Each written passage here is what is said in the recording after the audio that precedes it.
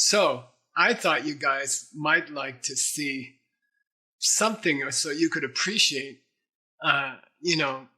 the work of trying to translate these texts, trying to find these texts, so you're kind of at the end of the food chain, you are, speaking of chains, you are getting, all this information, all these teachings because of other people who work so hard to find the books, catalog the books, scan the books, input the books, save the books. And I'm talking about, ALL and all of the hard work they do. So,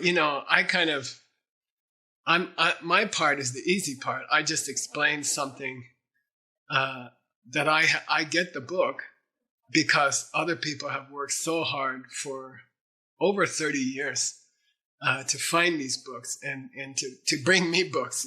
They're like these guys that go out in the world and find the books and they bring them back home, and I get to sit and read them and share them with you. So I kind of wanted to recognize that huge effort of John Brady and his whole team of ALL, and also all the gold clubs and the Club de Oros and around the world. And all of you guys are working so hard to raise money. And I think sometimes if I'm you, I would think, well, what do they do with the money? Where's the money go?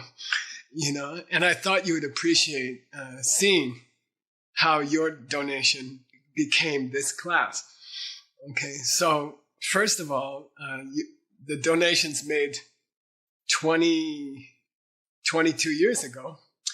All right, we were trying to find Chonin Lama's books, and they were, in those days, it was very hard to get a copy of any of Chonin Lama's books.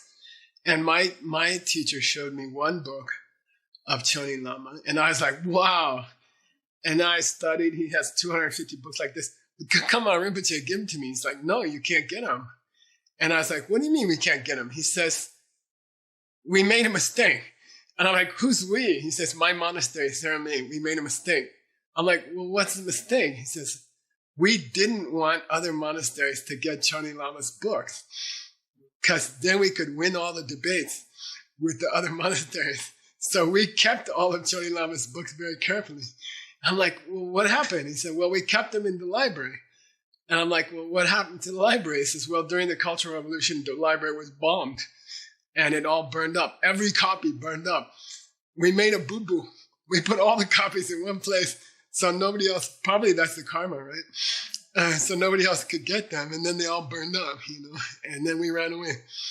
And that's why I'm teaching you right now. And I'm like, So we started looking for Chonin Lama's, any copies of Chonin Lama's books.